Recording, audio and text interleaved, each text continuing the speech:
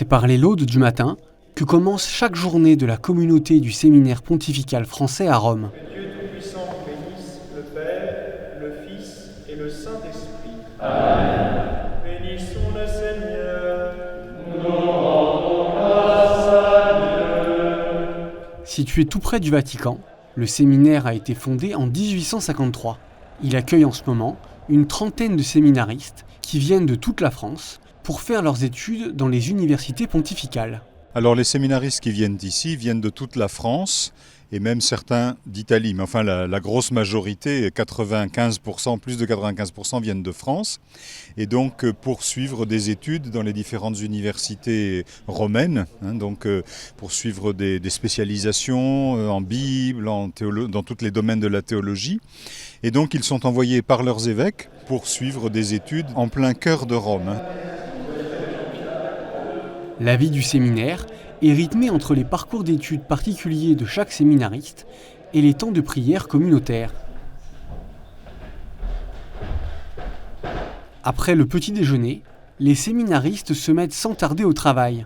Certains restent au séminaire pour travailler dans la bibliothèque, comme Jacques, séminariste de La Rochelle, qui prépare ses cours de patristique. Personnellement, j'aime beaucoup travailler à la bibliothèque, à la fois parce qu'on a sous la main tous les livres dont on peut avoir besoin, tous les ouvrages de patristique grecque et latine. Et également, il y a aussi l'ambiance édifiante et studieuse, parce que de travailler avec d'autres qui travaillent aussi, c'est toujours motivant.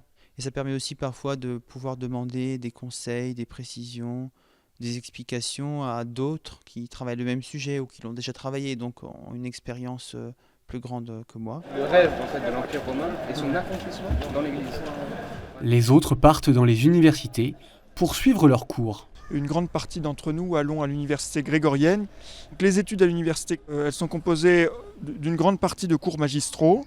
Nous sommes environ une centaine dans les amphis à suivre les cours. Après, à partir de ça, il y a une grande partie de travail personnel, de lecture qu'on peut faire au séminaire. Et puis, il y a ce qu'on appelle des séminaires qui sont aussi des travaux de groupe où on prépare chaque semaine sur un sujet donné, une recherche personnelle et où on profite d'un temps d'échange à partir de nos réflexions de la semaine.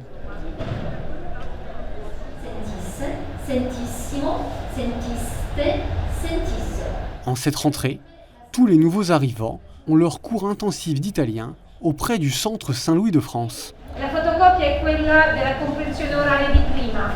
Pour les séminaristes, les études à Rome sont l'occasion de faire l'expérience de l'universalité de l'Église. Une chose qui me touche beaucoup ici à Rome, dans les universités en particulier, c'est l'universalité de l'Église. On se retrouve en cours à côté d'étudiants qui viennent de Chine, des prêtres chinois, des prêtres sud-américains, des prêtres asiatiques, des prêtres des États-Unis, bref, du monde entier. Et on a ça en commun, et ça c'est quelque chose qui me frappe beaucoup, au-delà des différences culturelles, de la manière d'être, de l'art de vivre, etc.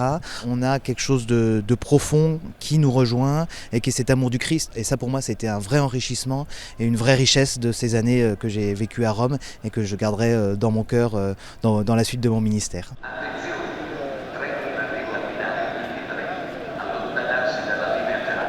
Le jour suivant est un week-end. En ce début de nouvelle année académique, un petit voyage culturel pour toute la communauté est prévu. Alors aujourd'hui nous allons à Castel Gandolfo. C'est le lieu de vacances, l'ancien lieu de vacances des papes, parce que le pape François n'y va plus beaucoup. Donc ça a été transformé en musée. Donc on va visiter le palais apostolique, donc le palais où réside le pape lorsqu'il est en congé à Castel Gandolfo, les jardins, et puis on aura la messe à l'église paroissiale cet après-midi. Le séminaire français, est-ce qu'on peut se rapprocher s'il vous plaît ? Un temps de détente et de partage fraternel pour renforcer les liens d'amitié entre les séminaristes. Car au séminaire, la vie communautaire est importante. Cette fraternité, c'est très important parce que c'est ce qui fonde ensuite notre mission plus tard. C'est la communion qu'on vit entre nous qui nous permet d'être missionnaires. Et au séminaire français, on a la chance de pouvoir vivre cette communion entre nous. C'est pour ça qu'on a ce genre de journée, c'est pour ça qu'on prie ensemble, c'est pour ça qu'on mange ensemble aussi, pour que la communion qu'on vit entre nous, on puisse ensuite en faire un témoignage à l'extérieur. et accomplir un peu cette parole de l'évangile. C'est en voyant la charité que vous avez les uns pour les autres que tout ça porte du fruit. Donc c'est vraiment important ces moments communautaires pour développer notre vie de communauté, pour qu'ensuite ça puisse porter des fruits dans la mission. Pas de mission sans communion, et c'est vraiment ce qui fonde notre vie apostolique ensuite, quoi. À partir du XVIIe siècle, c'était les papes qui venaient ici en vacances, mais il y a 2000 ans, il y avait un empereur romain qui venait ici en vacances. L'empereur Domitien, l'un des 3 empereurs qui faisait des persécutions des premiers chrétiens. Finalement, c'est à travers leurs différences qu'ils découvrent ce qui les unit. On découvre la réalité de l'Église française, parce que c'est un séminaire interdiocésain, où les réalités pastorales sont très très différentes. Par exemple, entre chez moi, diocèse de Versailles, et l'Ardèche, ou je sais pas, le diocèse de Bordeaux. Et donc on prend conscience d'abord de ce qui fait notre unité, de l'Église de France, et aussi de ce qui fait notre diversité, et des différents enjeux qui seront les nôtres quand on sera en paroisse dans quelques années. Je crois qu'on partage tous la même soif d'annoncer l'Évangile. En fait, c'est très beau parce qu'on a des réalités diocésaines très différentes, on a des histoires très différentes, on ne vient pas tous des mêmes milieux de fait, mais on a tous cette soif d'authenticité, voilà, d'annoncer le Christ et de nous mettre au service du Christ.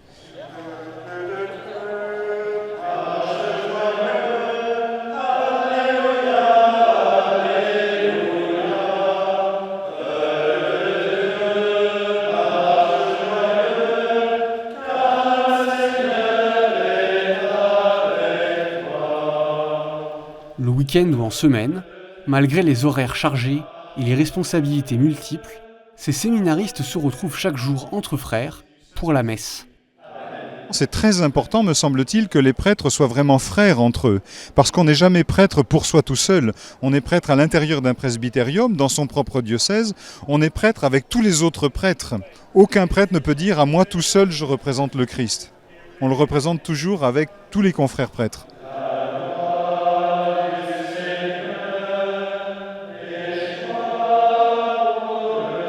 Je crois qu'un prêtre aujourd'hui doit être vraiment celui qui cherche à être tout uni au Seigneur, devenir vraiment un saint. J'ose le mot parce que parfois on n'ose pas dire, mais il faut vraiment que le prêtre devienne le saint que Dieu attend de lui pour être un bon prêtre. Et je pense que l'expérience de Rome nous fait toucher la quantité de saints qui sont venus dans l'Église, qui ont émergé dans l'Église, et puis nous permet aussi de rappeler aux séminaristes qu'ils ont vraiment à devenir des saints prêtres.